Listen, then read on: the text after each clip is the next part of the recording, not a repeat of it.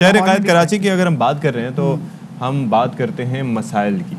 मसाइल न सिर्फ सड़कों की टूट फूट से मुतालिक होते हैं, सीवरेज के पानी के मुतालिक होते हैं, पानी पीने का जो है वो दस्तयाब ना होने के हवाले से होते हैं, बिजली की अदम फराहमी के होते हैं। लेकिन सेहत का भी एक बड़ा अहम मसला है, वो ये है कि कोई हादसा हो जाए तो उस सूरत में आप हॉस्पिटल पहुंच जाएं तो लोग नॉर्मली बड़ा सुकून का इजहार करते हैं, लेकिन हमारे यहाँ शहर कायद कराची में ऐसा नहीं। बिल्कुल अशफाक, क्योंकि कभी हमने रोड पे किसी का एक्सीडेंट देखते भी हैं तो हमें ये होता है कि अगर हम इस ज़ख्मी शख्स को अस्पताल लेके भी जाएंगे तो वहाँ पर इतने मसले मसाइल होंगे, इतने 100 किस्म के सवालात होंगे, लोग डरते भी हैं। और इसकी वजह से हम देखते हैं कि बहुत सारे हादसात में जो लोग ज़ख्मी होते हैं वो ज़ख्मों की वजह से जाँबर नहीं हो पाते। पिछले दिनों आपने देखा था कि कराची में एक हादसा हुआ था जिसमें 22 साला नौजवान जो है वो ज़ख्मी हुआ। उसको भी वहाँ पर एक शख्स, इसने वो हादसा होते हुए देखा, जब उसने सड़क किनारे उस शख्स को ज़ख्मी तड़पते हुए देखा तो उसको रिक्शे में वो हॉस्पिटल ले गया। हॉस्पिटल लेके गया, पहले वो जनाब उसको लेके गया अब्बासी शहीद हॉस्पिटल। अब्बासी शहीद हॉस्पिटल में उन्होंने पहले उसको थोड़ी बहुत जी इमदादी जो तिबी जो सहूलतें थी वो फराहम की। उसके बाद कहा जी हमारी तो CT स्कैन की जो मशीन है वो पड़ी है ख़राब और आप उसको ले जाएं अब जिन्ना हॉस्पिटल। जब उसको जिन्ना हॉस्पिटल लेके गया तो जिन्ना हॉस्पिटल ने कहा जी एक तो वहाँ का केस है, हम तो उसको बिल्कुल एक्सेप्ट नहीं करेंगे। और उसके बाद वापस इसको अब्बासी शहीद जब उन्होंने कहा कि आप इसको ले जाएं तो इसी असना में ये शख्स, ये जो लड़का था 6 घंटे से जो कि जख्मों से तड़प रहा था, ये जख्मों की ताब ना लाते हुए जहाँ बक हो गया। और इसकी रिपोर्ट जो है, हाँ, और दूसरी चीज़ ये है कि एक हेड ट्रॉमा है आपको, उसके अंदर टाइम इज़ वेरी क्रिटिकल। आप जाते हैं अब्बासी शहीद और वहाँ पर पता चलता है पहले टहलाया जाता है, पहले टाइम वेस्ट किया जाता है, उसके बाद बताया जाता है। हमने भी जब बात की थी मदिया, आपको याद होगा, तो कहा गया था कि जी न्यूरोलॉजी डिपार्टमेंट काम नहीं कर रहा। हाँ जी, हमने सब कुछ करा है लेकिन न्यूरोलॉजी डिपार्टमेंट नहीं है, CT स्कैन मशीन नहीं है। अच्छा, ये CT स्कैन मशीन सिर्फ अब्बासी शहीद में ऐसा नहीं है, बल्कि शहर के 5 बड़े जो हॉस्पिटल्स हैं वहाँ पर इस तरह ना CT स्कैन मशीन्स हैं ना फिर MRI मशीन्स काम कर रही हैं और वहाँ पर इस तरह के मसाइल मौजूद हैं। हाँ सही। अच्छा, जो आई विटनेस है ना इस तमाम तरह हादसे के, वो हमारे साथ मौजूद भी, उनसे ही बात करेंगे। और साथ में हम ये देख रहे जी कि जो महकमा सिंध है, अब उनका ये कहना है कि चूँकि उनके पास अजरा पिचहो साहिबा के पास ये जो तमाम तहकीकाती रिपोर्ट थी कि उस दिन एग्जैक्टली हुआ क्या था, ये उन तक रिपोर्ट पहुंची और फिर कसूरवार ठहराया गया है दोनों सरकारी अस्पतालों को, जिसमें जिन्ना हॉस्पिटल को भी कसूरवार ठहराया गया है, इसमें अब्बासी शहीद हॉस्पिटल को भी जो है वो कसूरवार ठहराया गया कि इनकी गफलत की वजह से ये नौजवान जो है इसकी ज़िंदगी नहीं बच सकी। जो इसमें इस पूरे के पूरे हादसे में जो ऐनी शाहिद थे अली, वो इस वक्त हमारे साथ मौजूद भी हैं, उनसे भी हम जानेंगे कि एग्जैक्टली उस दिन क्या हुआ था। अली, बहुत शुक्रिया आपका कि आपने बाखबर सवेरा को वक्त दिया। अली, आप उस हादसे के ऐनी शाहिद थे जिसकी आज हम बात भी कर रहे हैं, आपने उस दिन क्या देखा था ये बताइएगा। अली, अगर आप तक हमारी आवाज़ पहुंच रही है तो ये बताइएगा कि उस दिन जब हादसा हुआ था, जब आप इस लड़के को अस्पताल लेके गए थे तो उस दिन आपने क्या देखा था, क्या कुछ हुआ था उस दिन, ये बताइए। हम पहले लेके गए थे इनको सैमरोड हॉस्पिटल लेके गए थे। जी जी। तो सैमरोड हॉस्पिटल वालों ने इमरजेंसी में जैसे ही इनको अंदर लिया तो उन्होंने देखा कि हालात इसके बहुत खराब हैं। अच्छा। उन्होंने वापस बोला कि आप इनको बाहर लेके जाएं। अच्छा। ज़ियाउद्दीन हॉस्पिटल लेके जाएं। अच्छा। ओके। तो ज़ियाउद्दीन हॉस्पिटल हम फिर रखिए में लेके गए। अच्छा। तो ज़ियाउद्दीन वालों ने बेड लगाए, उन्होंने कहा केस बड़ा है, यहाँ पे 3-4 लाख रुपए लग जाएंगे, आपके पास इतने पैसे भी नहीं है, आप लोग अब्बासी लेके जाए। ठीक है। तो ज़ियाउद्दीन वालों ने हमें एम्बुलेंस करवा के दी। उसके बाद हम लोग फिर लेके गए अब्बासी। ठीक है। अब्बासी लेके गए तो अब्बासी में भी मैं और मेरा एक कज़न था, फराज नाम था उसका। ठीक है। तो हम दोनों ने उतारा उसको, केयर वगैरह हम लोग लाए, उस पर लिटाया, हम लोग उसको अंदर लेके गए इमरजेंसी में। ठीक है। तो वहाँ पे भी एक बंदा आया, कोई, उन्होंने चेक किया तो उसके बाद बोले आप MLO बनवाओ। अच्छा। तो MLO ये सब बनवाने में 1-1.5 घंटा लग गया मुझे। और उस वक्त तक उसको कोई ट्रीट नहीं किया? कोई ट्रीटमेंट नहीं किया। उन्होंने कहा कि कोई हमारे पास वो CT स्कैन वगैरह कुछ भी नहीं हमारे पास। अच्छा। तो मैं डॉक्टर के पास गया, उन्होंने पर्चा वगैरह बनवाया तो वो लगे हुए थे, कोई WhatsApp पे लगा हुआ था, हंसी मजाक में लगे हुए थे। अच्छा। तो सिर्फ उन्होंने ऑक्सीजन दिया हुआ था उन्हें, और ना कोई ब्लड, इतना उसका जाया हो रहा था। तो अली, उसको चोटें जो हैं वो सर में लगी थी और कहाँ चोटें लगी थी? उन्हें सिर्फ सर में लगी हुई थी, सर फटिया था उसका। अच्छा। तो उस वक्त जब आप लेके गए थे इनिशियली, तो उस वक्त वो होश में था? नहीं, होश भी नहीं था वो। अच्छा। बिल्कुल भी होश भी नहीं आया था वो। अच्छा अली, ये बताइएगा, जैसे आपने बोला कि पहले आप उसको शमरोज़ हॉस्पिटल लेके गए, फिर आप उसको ज़ियाउद्दीन लेके जी। गए, जहाँ पर उन्होंने आपसे कहा कि इस पे 3-4 लाख रुपए खर्च आए, 4 लाख रुपए का खर्चा आएगा। तो वहाँ पे क्या उन्होंने खून बंद करने के लिए, क्योंकि ब्लीडिंग बहुत ज़्यादा हुई थी, खून बहुत ज़्यादा बह रहा था, तो उसको बंद करने के लिए कुछ ट्रीटमेंट की? जी उन्होंने की थी, उन्हें टांके वगैरह लगाए थे ज़ियाउद्दीन वालों ने ना। अच्छा। उन्हें तो हमें थोड़ा बहुत मतलब काम करके उन्होंने दिया था। अच्छा। पट्टी वगैरह भी लगाई थी, टांके वगैरह लगा के, फिर पट्टी वट्टी लगा के, फिर एम्बुलेंस करवा के भी उन्होंने दी थी हमें। लेकिन उसके बावजूद उसका खून रुका नहीं। अच्छा, अब्बासी वालों ने जब आपको जवाब दिया, फिर जी। आप कहाँ लेके गए? फिर उन्होंने कहा कि आप लोग लेके जाए उन्हें वो जिन्ना हॉस्पिटल। ठीक है। तो जिन्ना हॉस्पिटल, अब मेरे साथ एक और दूसरा कज़न था, फिर हम लोगों ने कहा अब जिन्ना हॉस्पिटल हम लोग जाएंगे तो अल्लाह ना करे इसको कुछ हो जाए, हम लोग इससे पहले इस घर पे जाके बता दें। ठीक है। तो हम लोग उसके बाद घर पे गए तो घर वाले भी हमें नहीं मिले वहाँ पे। अच्छा।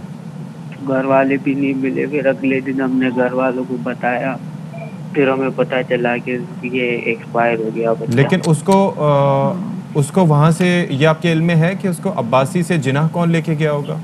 वो एम्बुलेंस करवाई थी ना, अब्बासी वालों ने करवाई थी। अच्छा अच्छा। तो वो भी एम्बुलेंस वाले को भी हम लोगों ने 5-6 फोन किए, वैसे तो नहीं आ रहा था वो। अच्छा। अच्छा मतलब वो बोले। अली, जैसे आप बात भी कर रहे हैं और जिस तरह से आप रो रहे हैं, तो हम आपकी तकलीफ भी समझ सकते हैं, क्योंकि आप भी उस ट्रॉमा से गुजरे हैं जब आप इस नौजवान शख्स को शमरोज़, दैन ज़ियाउद्दीन, दैन अब्बासी, और उसके बाद फिर आपने उनको आगे से जिन्ना हॉस्पिटल रवाना किया। और आप बता रहे हैं कि वहाँ पे अब्बासी शहीद में MLO बनने में आप लोगों को 1.5 घंटा लग गया और सिर्फ उसको ऑक्सीजन लगा हुआ था, इसके अलावा और कोई ट्रीटमेंट नहीं दिया इसको? कुछ भी नहीं किया। कुछ जब मैं MLO बनवा रहा था तो कोई डॉक्टर बैठे हुए थे वहाँ पे, वो बोले रे कैसे गिरा, कहाँ से गिरा, क्यों गिरा, क्या पता, तुम लोगों ने तो नहीं गिराया उसे। हम लोग तो, फिर मैं अकेला था, मैं वहीं डर गया। मैंने कहा क्या पता ये मुझ पे ही लगा दे केस।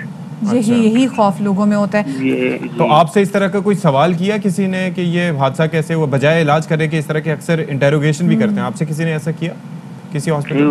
उन्होंने पूछा था, उन्होंने कहा अब ये पर्ची वगैरह मुझे दे दें, क्योंकि ज़ियाउद्दीन वालों ने जो ट्रीटमेंट दी थी इसको, तो का उन्होंने कहा कि ये पर्ची वगैरह आप मुझे दे दें, आप लोग भले जा सकते हैं घर, हम लोग उन्हें जिन्ना हॉस्पिटल भेज देंगे। अच्छा सही। तो मैंने उन्हें पर्ची दे के मैं फिर बाहर आ गया। जब ये लोग जिन्ना लेके गए तो उसके बाइक की कवर में ना वो पेपर पड़ा हुआ था उसकी बाइक का। अच्छा।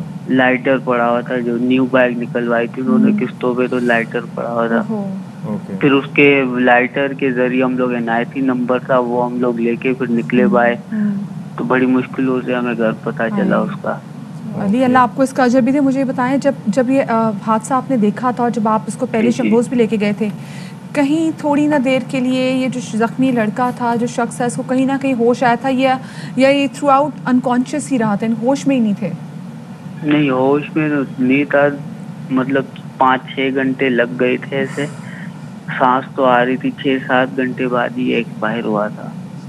क्योंकि अगर अब्बासी वाले थोड़ी सी भी कोशिश करते, CT स्कैन वगैरह होती तो अभी तो वो सही होता। अच्छा अली, मुझे साथ ही ये बताइए, जब ये हादसा हुआ था तो हादसे के बाद हादसा हुआ कैसे था, और दूसरा आपने जब तक उसको उठाया या आपको लेके गए तो वो उसमें कितना टाइम लगा था हादसे के बाद? हम लोग जैसे लालू खेत वाली पुल से हम लोग आ रहे थे दोस्त के घर से। अच्छा। वहाँ से बाइक लेके आ रहे थे, तो हम लोग जैसे ही पुल पे चढ़े तो रश लगी हुई थी, ये बच्चा गिरा हुआ था। अच्छा। तो हमने देखा रश लगी हुई, वो बेचारा गिरा हुआ है, ब्लड उसका पूरा ज़ाया हो रहा है। तो मैं भी जाके बैठा तो देखा सर के नीचे पूरा सुराख हुआ है, पूरा ब्लड ज़ाया हो रहा था उसका। तो मैंने उसको पलटाया, मैंने कहा ब्लड अंदर की तरफ जाएगा तो मतलब सही है। तो पलटा के मैंने उसको, फिर रखे वाला खड़ा हुआ था उसमें हम लोगों ने डाला। फिर मेरा कजन था वो बिल्कुल बाइक पे था और मैं रक्षे में ही था। अच्छा। और आपकी अपनी उम्र क्या है अली? मैं 21 साल का हूँ।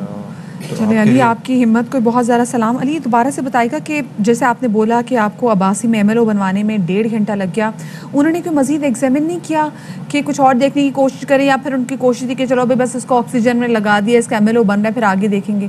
कुछ उन्होंने और ट्रीटमेंट नहीं दी? कुछ भी नहीं किया, ना इंजेक्शन ना कुछ, कुछ मतलब 1-1.5 घंटा मुझे वहाँ खड़े हुए लग गया था। फिर मैंने अपने 3 और मतलब मेरे फ्रेंड थे, कजन थे, मैंने उन्हें कॉल की, मैंने कहा आप आ जाओ, ये एक्सीडेंट वगैरह हुआ है, मुझसे हैंडल नहीं हो रहा। तो मैंने फिर उनको बुलाया, वो भी मेरे साथ थे। फिर मतलब बाइक हम लोग जाउद्दीन हॉस्पिटल लेके आए। तो अली जी तो अली मुझे ज़रा ये बताएं कि नॉर्मली आप जब आपने हादसा देखा भी, तो वैसे तो हम हर किसी को दर्स देते हैं कि लोगों की मदद करनी चाहिए, इंसानियत की मदद करनी चाहिए, लेकिन लोग अक्सर तमाशा देखते हैं। आपके अंदर ये जज्बा कैसे आया कि आप इतनी देर तक उस नौजवान के साथ, जो कि ज़ख्मी हालत में था, उसकी जान भी जा सकती थी, आप पर भी खदशा हो सकता था, इल्ज़ाम लग सकता था, तो ये हिम्मत और हौसला आपके अंदर कहाँ से आया कि आप उसको लेके जाएं? मतलब हम जो दोस्त यार, हम लोग कहीं भी जाते हैं ना, कहीं भी एक्सीडेंट वगैरह देख के हम लोग बंदे को उठा लेते हैं, उठा के उनको हॉस्पिटल ले जाते हैं। फिर जो भी होता है अल्लाह मालिक, हम तो यही कह के बस उठा लेते हैं बंदों को। चलिए, अल्लाह आपको इसका बहुत अजर दे अली, आप हमारे साथ मौजूद थे, और अल्लाह पाक आप जैसे हिदायत बाकी लोगों को भी दे, जिस तरीके से आपने एक शख्स को जिसको आप बिल्कुल भी नहीं जानते थे और हजूम में जाके आपने उस शख्स को, जो नौजवान लड़का जो ज़ख्मों से तड़प रहा था, उसको आप हॉस्पिटल लेके गए। बहुत शुक्रिया आपका जी। अली बरफा साहब हमारे साथ मौजूद थे और इसी वाले से मज़ीद बात करेंगे। मौजूद हैं प्रोफेसर शाहिद रसूल, जो कि acting vice chancellor Jinnah Sindh medical university and executive director JPMC हैं। उनसे इस हवाले से मज़ीद बात करेंगे।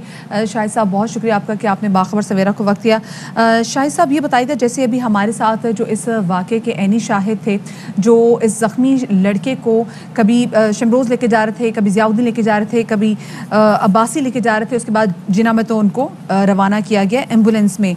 सो आपके इल्म में अभी तक क्या आया है कि क्या मसला हुआ ट्रीटमेंट में? आपको लगता है कि कहीं ना कहीं से फुकदान था, कहीं ना कहीं थोड़ी बहुत गफलत होगी जिसकी वजह से नौजवान शख्स चल बसा? अस्सलाम वालेकुम। एक शुक्रिया मदिया, आपने मुझे शो पे इनवाइट किया। मैं पूरा का पूरा आपको सर्कमस्टांसेस, क्योंकि हम इसके ऊपर एक प्रॉपर इंक्वायरी कमेटी की मीटिंग कर चुके हैं और उनकी रिकमेंडेशंस भी आ गई हैं। जो कुछ हमारी इंक्वायरी में सामने आया, जो जिन्ना का रोल है, मैं उससे पहले से शुरू करूंगा कि जब ये पेशेंट बेचारा अनफॉर्चुनेट, इसको चोट लगी है, उसके बाद इसको एक तो एम्बुलेंस में लेके नहीं जाया गया, प्लस ये पहले एक प्राइवेट हॉस्पिटल गया जो बहुत छोटा हॉस्पिटल है, जिसकी इमरजेंसी प्रॉबेबली इक्विप्ड तो होगी कि वो थोड़ा बहुत लाइफ सेविंग ट्रीटमेंट कर सके, बट हेड इंजरी जैसी कॉम्प्लिकेटेड कंडीशन को, और ख़ास तौर पे इस किस्म के पेशेंट्स जो हैं, ये पॉलीट्रॉमा के पेशेंट्स होते हैं। यानी ज़रूरी नहीं कि इसको सिर्फ सर की चोट हो, प्रॉबेबली उसके साथ गर्दन की हड्डी, कमर की हड्डी और पेट की इंटरनल चोटें भी हो सकती हैं।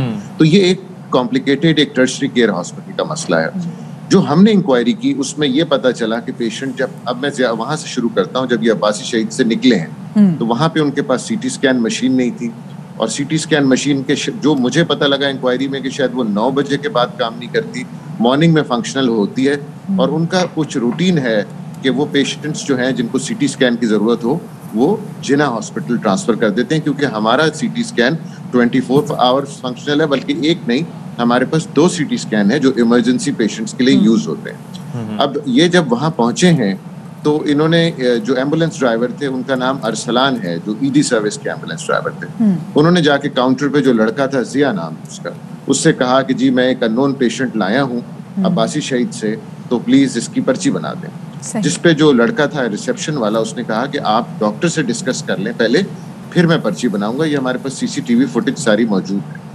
उस पे ये आदमी वापस जाके एम्बुलेंस में बैठा और पेशेंट लेके चला गया। अब मैं अगर थोड़ा सा हाईलाइट कर दूं कि मसले क्या क्या हैं, क्योंकि मुझे अभी एग्जीक्यूटिव डायरेक्टर की पोस्ट पे आए हुए 2 हफ्ते भी नहीं हुए, but I am also surprised. मैं सर्जन हूँ, जिन्ना में काम करता रहा हूँ 28 साल से, तो मेरा जो हवाला होता है पेशेंट से, वो एक दफ़ा इमरजेंसी में आने के बाद जब वो हमें कॉल दे देते हैं कि पेशेंट सीरियस है, आपने ऑपरेट करना है, तो हम उस वक्त से फिर टेक ओवर करते हैं। देखें, एक तो गलती ये है कि पेशेंट, जब आप एक रेफरल सिस्टम, एक सीरियसली इल पेशेंट जिसको हेड इंजरी हो, पॉलीट्रामा हो, उसको आप अगर किसी दूसरे हॉस्पिटल रेफर करते हैं, तो प्राइमरी इंपॉर्टेंट चीज ये है कि जो CMO या डॉक्टर रेफर कर रहा है, वो एक दफा जिन्ना हॉस्पिटल के डॉक्टर को टेलीफोन पे इन्फॉर्म कर दे कि जी मैं एक पेशेंट भेज रहा हूँ, इसको सर पे चोट लगी है, मेरे ख्याल से इसका CT स्कैन होगा, और आप प्लीज इसके एडमिशन की तैयारियां करें, ताकि हम अपना ICU बेड भी अरेंज कर लें, हम अपनी न्यूरो सर्जरी की टीम। इस फोन कॉल में मदिया कोई ज्यादा टाइम नहीं लगता, सही, बिल्कुल। 2 मिनट की फोन कॉल है और इसके लिए जरूरी नहीं कि सीएमओ खुद करे, वहां पे 24 आवर एक टेलीफोन ऑपरेटर होना चाहिए जिसका काम इंटरेक्शन हो बिटवीन द हॉस्पिटल्स। ये भी हो सकता है कि सीटी स्कैन काम कर रहा होता और बिस्तर ना होते उनके पास आईसीयू में, तो भी उस सूरत में हमारे पास भेजना पड़ता ना। अच्छा, अब दूसरा जो इम्पोर्टेंट फैक्ट है कि एम्बुलेंस सर्विस की क्या जरूरत है और उनकी क्या रिस्पॉन्सिबिलिटीज हैं। एक तो सीरियस पेशेंट अगर लेकर आए तो मेरे ख्याल से अगर मुझे कोई शिफ्ट करना हो पेशेंट, तो मैं अपना डॉक्टर साथ भेजूंगा कि भाई जिस अस्पताल में जाना है, जैसे वैस्कुलर सर्जरी डिपार्टमेंट जिना में नहीं है, तो अगर कोई वैस्कुलर सर्जरी, टांग में चोट है, कोई बड़ी आर्टरी या वेन कट गई है, तो उस सूरत में हम पेशेंट के वहाँ इन्फॉर्म करते हैं वैस्कुलर सर्जन को, हम उस पेशेंट के साथ अपना डॉक्टर भेजते हैं। जब वो डॉक्टर अप्रोप्रिएटली हैंड ओवर कर देता है पेशेंट, तो उसके बाद भी हमारी। प्रोफेसर साहब एक बात कहिएगा, कता करामी की माजरत, जैसे हमारे साथ एनी शाहिद मौजूद थे, वो बता रहे थे कि जब उनको अब्बासी शहीद हॉस्पिटल लेके गए थे तो वहाँ पे कोई 1.5 घंटा तो बन गया था उनका एमएलओ बनने में। सो ये बताएगा कि एमएलओ के अलावा आपके पास कोई फाइल भी नहीं थी? ठीक है, ये तो ऑफ कोर्स हमने देखा कि लैक ऑफ कम्युनिकेशन था यहाँ पर हॉस्पिटल्स के दरमियान, ये होनी चाहिए थी वहाँ पे। सो आपके पास कोई फाइल आई थी कि जी क्या इस लड़के के साथ मसले, या फिर ऑल टुगेदर आपको शुरू से सब चीज़ें खुद एग्जामिन करनी पड़ी थी? हमारे पास तो वो हमारे सीएमओ से जो नाइट का डॉक्टर था इमरजेंसी का, ये एम्बुलेंस ड्राइवर अंदर आया ही नहीं। जब इसने कहा कि अननोन पेशेंट है और डॉक्टर ने कहा, रिसेप्शनिस्ट ने कहा इसको कि आप अंदर चले जाएं, डॉक्टर से डिस्कस कर लें, तो बजाय ये अंदर आने के ये वापस एम्बुलेंस में बैठे और अब्बासी शहीद की तरफ चले गए। एम्बुलेंस कंपनीज या एम्बुलेंस जो एनजीओज चला रही हैं, उनको भी थोड़े से अपने ड्राइवर्स को कोड्स और एथिक्स और डिसिप्लिन सिखाना है कि भाई जब आप कोई सीरियसली इंजर्ड पेशेंट लेके जाते हैं तो आपका फर्ज बनता है कि आप उसको एम्फसाइज करें वहाँ डॉक्टर। अच्छा, लेकिन सर मेरी बात सुने शाहिद रसूल साहब, हम जो बात कर रहे हैं यहाँ पर वो बात करें आइडियल सिनेरियोज की। हमारे हॉस्पिटल्स में जिस तरीके से मरीजों को ट्रीट किया जाता है वो सबके सामने, मतलब आप भी अगर जाकर चेक करें वैसे ही एक अननोन पेशेंट के तौर पर जाएं तो आपको अंदाजा होगा कि किस तरीके से आपका ट्रीटमेंट होगा।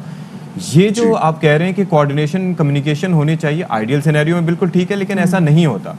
वहाँ पर ये जो एम्बुलेंस ड्राइवर्स हैं या जो ऑफिशियल्स हैं इन इदारों के, वो अक्सर ये कहते हैं कि अक्सर जो गरीब और नादार या जिनका कोई वाली वारिस नहीं होता पेशेंट्स का, उनको इसी तरीके से हॉस्पिटल के दरवाजे से दुत्कार दिया जाता है या इधर से उधर पास द बकेट वाले स्टाइल में उनको रेफ़र किया जाता रहता है।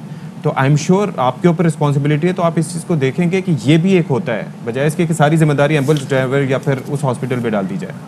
जी बिल्कुल, आपकी बात ठीक है। और देखें यहाँ पे क्योंकि मैटर रेफरल सिस्टम का है, तो मैंने जो डायरेक्टर हेल्थ सर्विसेज है कराची के डॉक्टर अकरम, मैंने उनको उसी दिन, ये जिस दिन हाईलाइट हुआ हमने उसी दिन इंक्वायरी करके, क्योंकि ये बहुत अनफॉर्चुनेट चीज है, कल को अगर खुदा ना खास्ता मेरे आपके साथ भी ये होता है कोई एक्सीडेंट, तो हमें कोई उठा के ही लेके जाएगा, प्रोबेबली हमारे लव्ड वंस तक तो बहुत देर में बात पहुंचेगी। तो इसका इसलिए एक सिस्टम बना लेते हैं कि भाई जब पेशेंट आपने रेफर करना हो, कोई एक तो पहली बात कि आपके प्राइमरी या टर्शरी केयर हॉस्पिटल्स हैं, यहाँ सारी फैसिलिटीज होनी चाहिए। कम से कम एक इंजर्ड पेशेंट को डील करने की, ये मैं मानता हूँ कि हार्ट अटैक के पेशेंट का बाईपास नहीं हो सकता या एंजियोग्राफी, एंजियोप्लास्टी के लिए उसको दिल के अस्पताल ट्रांसफर करें। अच्छा। बट इंजर्ड पेशेंट को डील, ये जो 1.5 घंटा वेस्ट हुआ, ये बिल्कुल गलत था।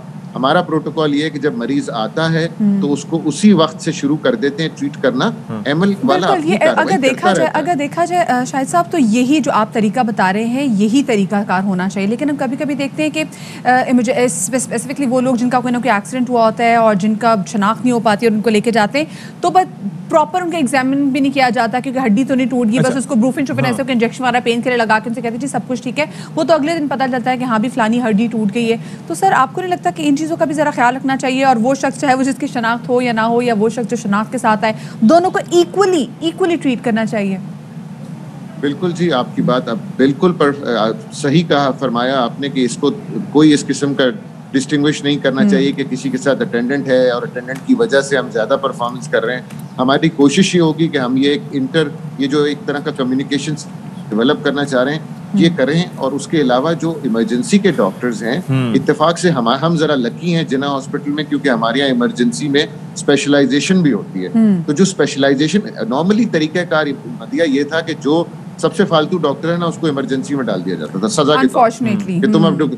लेकिन अनफॉर्चुनेटली फॉर जिना हमारे पास अब इमरजेंसी ट्रेनिंग प्रोग्राम भी है जिसकी वजह से हमें ये एडवांटेज है कि हम जो हमारे डॉक्टर्स आते हैं वो मुतवातिर 4 साल वहाँ रहते हैं, ट्रेनिंग लेते हैं और सारे प्रोटोकॉल। एक और चीज मुझे ये बताइएगा कि ये जो फॉर्मूला, ऑब्वियसली आप तो एक सरकारी हॉस्पिटल को रिप्रेजेंट करें, लेकिन ऑब्वियस आपकी कोऑर्डिनेशन होती होगी प्राइवेट हॉस्पिटल्स के साथ भी। यहाँ पर जिस तरह से हमने देखा कि उस नौजवान को एक प्राइवेट हॉस्पिटल ने ये कह के रेफर कर दिया कि यहाँ पर जो है वो 3-4 लाख रुपए लग जाएंगे, तो ये लाएगा कहाँ से 3-4 लाख रुपए?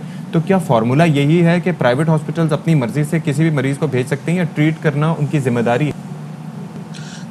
बहुत अच्छा सवाल किया आपने। इस पे सिंध गवर्नमेंट जो है प्रॉपर लॉ मेकिंग कर चुकी है और लॉ मेकिंग ये कहती है कि इमरजेंसी में ट्रीटमेंट देना लाजमी है हॉस्पिटल के ऊपर, चाहे वो प्राइवेट हो चाहे वो पब्लिक सेक्टर हॉस्पिटल हो, और उसके एक्सपेंसेस जो है वो गवर्नमेंट ऑफ सिंध बेयर करेगी। इससे बड़ी बात कोई मतलब लॉ मेकिंग मैंने बहुत फर्स्ट टाइम जब सुनी तो मैं खुद भी इम्प्रेस था कि भाई ये बहुत इंपॉर्टेंट और बहुत अच्छा काम कर लिया।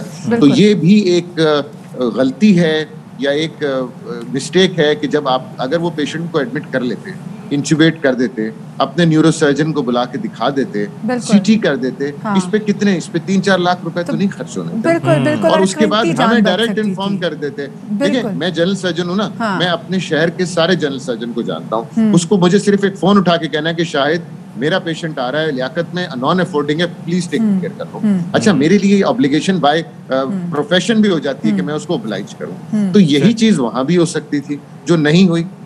इस पे काम करेंगे। देखिए इसकी बड़ी अच्छी सी ये आपने बात, ये कोऑर्डिनेशन, ये कम्युनिकेशन होना जरूरी है। शायद रसूल साहब हमारे साथ मौजूद थे, बड़ी जबरदस्त उन्होंने बात की कि भाई होना चाहिए। और जब अमल का जो केस हुआ था उसके बाद तो फिर लॉ बन गया था कि भी आपकी इमरजेंसी में कोई भी प्राइवेट हो या private, implementation is the key, वरना फिर मामला जो है वो फिर ऐसे ही सानेहात होते रहते हैं।